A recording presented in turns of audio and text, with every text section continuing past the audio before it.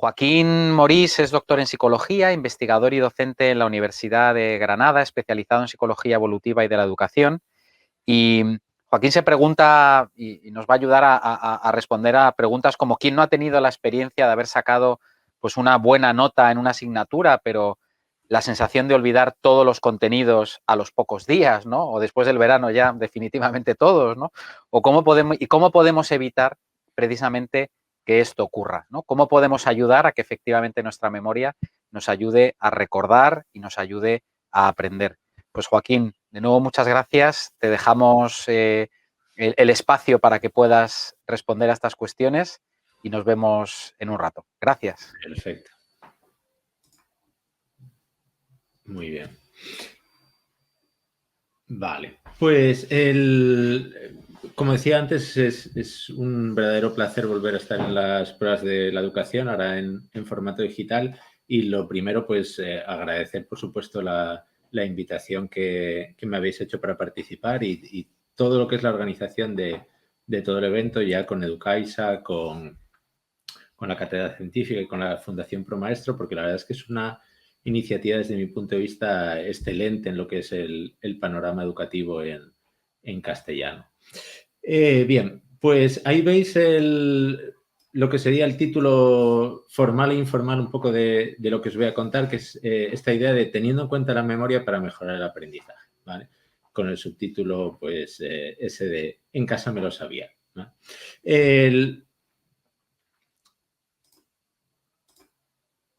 El objetivo que voy a perseguir en estos 15 minutos es, de alguna manera, intentar profundizar, añadir algunas capas más al modelo que nos proponía Héctor y añadir ideas complementarias con el objetivo de intentar mejorar el aprendizaje teniendo en cuenta las características de todos los procesos de memoria, ¿vale? La memoria a día de hoy, por una cuestión yo creo más sociológica que otra, pues tiene una mala fama, ¿vale? Si buscamos en cualquier buscador, pues imágenes con las palabras aprender de memoria, nos salen estudiantes con caras de aburrimiento, pilas de libros, todo es pues muy negativo, ¿vale? Pero el punto de partida desde el que querría trabajar es uno muy diferente, que es esta idea de que todo el aprendizaje necesariamente implica memoria. No un aprendizaje de memoria, de repetición, aburrido o, vamos a decir, rutinario, tal y como se entiende normalmente, sino que involucra al conjunto de los sistemas de memoria.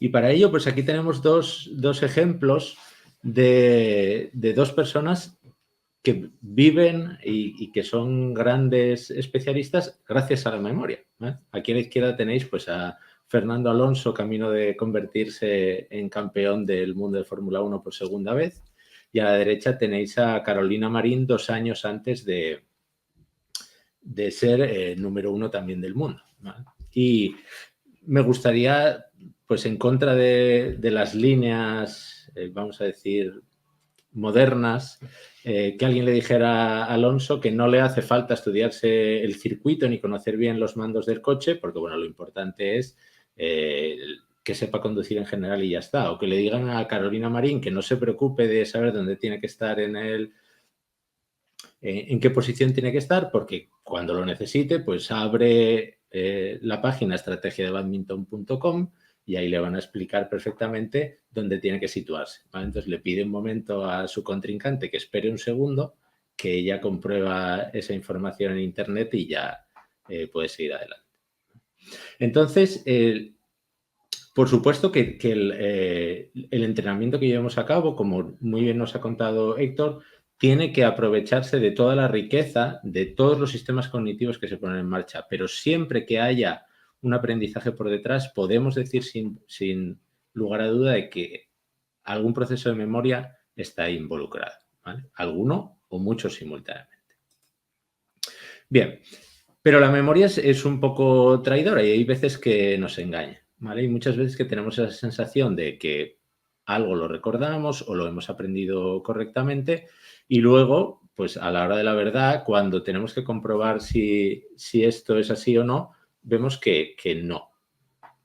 Y de ahí, por eso pongo un poco de broma esa frase que seguro que os han dicho alguna vez en clase, eso de, profe, en casa me lo sabía y es que me he quedado en blanco, ¿vale? Y nuestra propia experiencia puede ser similar. Yo hay asignaturas que he estudiado durante la carrera que a día de hoy no sé a ciencia cierta cómo puede ser que la haya aprobado, incluso con algunas notas, pues algunas de ellas bastante buenas.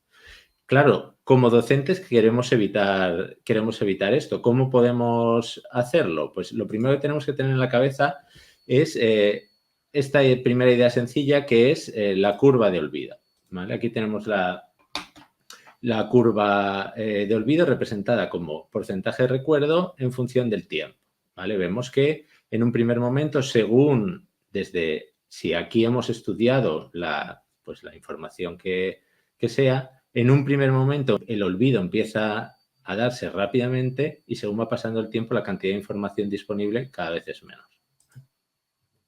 Y de ahí viene el fenómeno de en casa me lo sabía. Pues puede que sí, en casa te lo sabías. Justo en el momento en el que has terminado de estudiar tenías la sensación de que tu ejecución era buena, pero inevitablemente el paso del tiempo hace que esa ejecución vaya empeorando y en el momento del examen pues ya la cosa no iba tan bien. Y una semana después, si te acuerdas del nombre de la asignatura, pues tenemos suerte.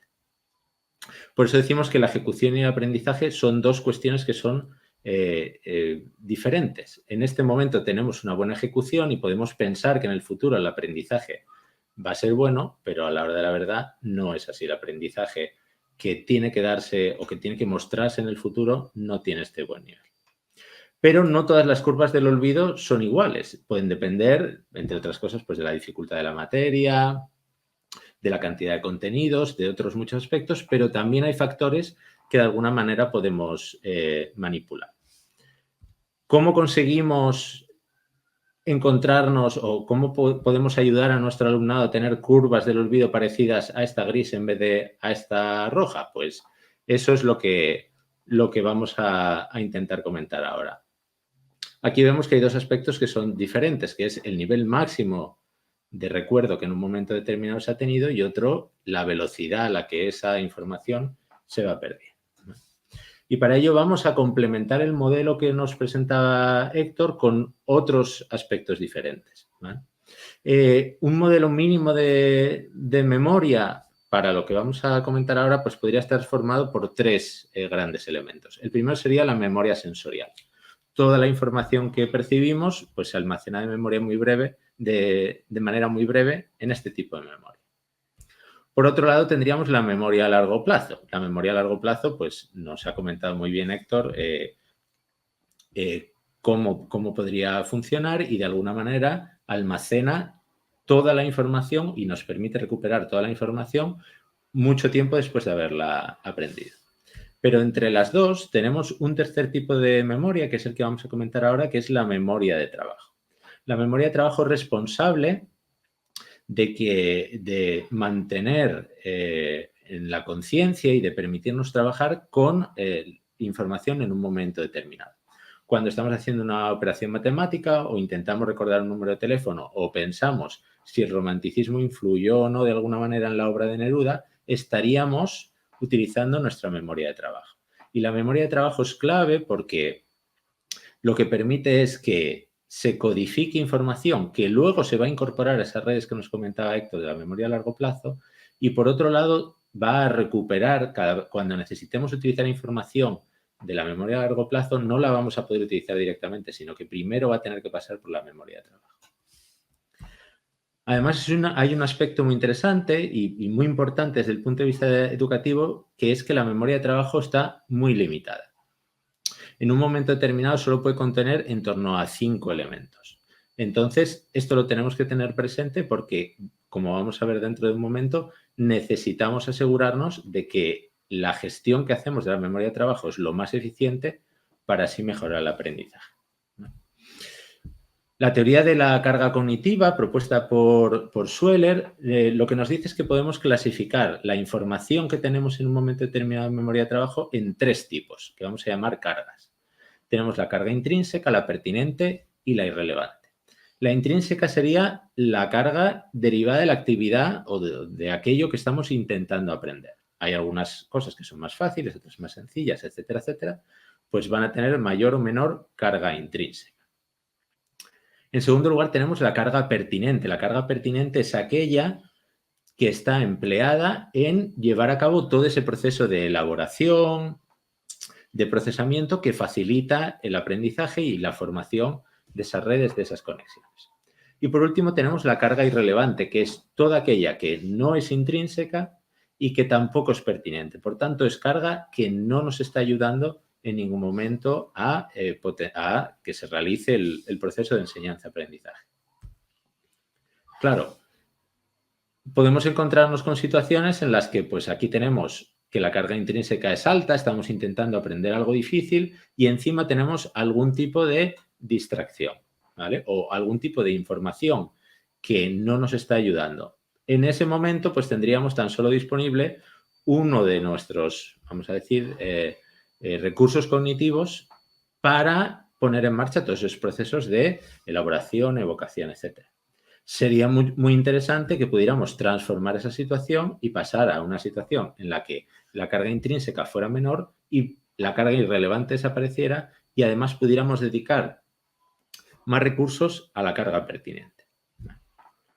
¿Qué ejemplo podemos poner de esto? Pues aquí tenéis, según la DGT, todo lo que tenemos que tener presente en un momento determinado para usar adecuadamente las rotondas, ¿vale? Si habéis sacado el carnet de conducir, pues tendréis seguramente el recuerdo de cómo es empezar a conducir. Esto lo tenemos que tener en cuenta para el hecho cotidiano de pasar una rotonda. Pero es que además tenemos que tener en cuenta cómo funcionan los pedales, cómo funciona la marcha de cambios, qué es lo que pasa con el freno de mano. Tenemos que andar pendientes de lo que va ocurriendo a través de los retrovisores, las luces intermitentes, el volante, me falta por ahí el limpiaparabrisas, etcétera, etcétera, ¿vale? Entonces, ¿cómo podemos afrontar este tipo de situaciones? Pues tenemos varias estrategias basadas en la evidencia que lo que nos dicen es cómo gestionar esto, ¿vale? Lo primero es tener en cuenta el diseño instruccional. ¿Cómo vamos a plantear la situación de enseñanza-aprendizaje? Lo que nos dicen los estudios es que hay 2 grandes estrategias que podemos emplear. La primera es, vamos a decir, trocear la situación en sus partes antes de afrontarla completa, ¿vale?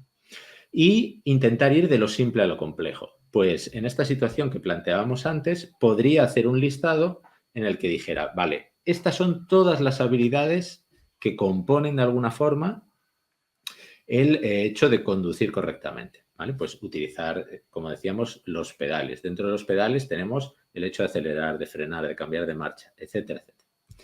Ordenarlas de simples a complejas y entonces proponer situaciones en las que se pueda producir la automatización. Porque la memoria de trabajo no funciona de manera única o de manera constante en el tiempo. Cuando llevamos 3 años conduciendo, todo esto no nos supone ninguna dificultad. Lo mismo que inicialmente era muy complejo, ahora pasa a ser sencillo. ¿Por qué? Pues porque se ha producido ese proceso de automatización. La carga intrínseca se va reduciendo progresivamente porque esos esquemas complejos que nos mostraba Héctor entonces se van pudiendo traer de memoria de largo plazo a memoria de trabajo y nos van facilitando esto. De la misma manera, podemos utilizar estrategias como los ejemplos progresivos, ¿vale? Tenemos entonces lo que se llaman los ejemplos desarrollados y los ejemplos progresivos. Si yo tengo que llevar a cabo, por ejemplo, pues una operación matemática determinada, lo que nos diría esta estrategia es que inicialmente empezaremos dando ejemplos que estén completamente resueltos. Varios ejemplos distintos que tengan las distintas situaciones que se pueden plantear. A partir de ahí pondremos ejemplos en los que solamente haga falta completar una parte de esa información hasta llegar a los problemas completos, ¿vale? Esto además tiene unas implicaciones pues, importantes para todo lo que es nuestro desarrollo en clase. ¿Es interesante aprender en un segundo idioma? Pues depende, tenemos que tener en cuenta la carga que puede producir en un momento determinado. El hecho de aprender en un segundo idioma seguramente va a introducir unas dificultades del aprendizaje que pueden ser interesantes o no. De la misma manera, los ejemplos de la vida cotidiana pueden ser complejos hasta el punto de que dificulten entonces el poder hacer todo esto. El aprendizaje por descubrimiento, de la misma manera, nos puede dificultar el adquirir este tipo de habilidades. Todo esto lo tenemos que balancear, tenemos que tener en cuenta en qué situación nos encontramos y cómo esto nos puede dificultar o no el llevar a cabo aquellos objetivos que tenemos.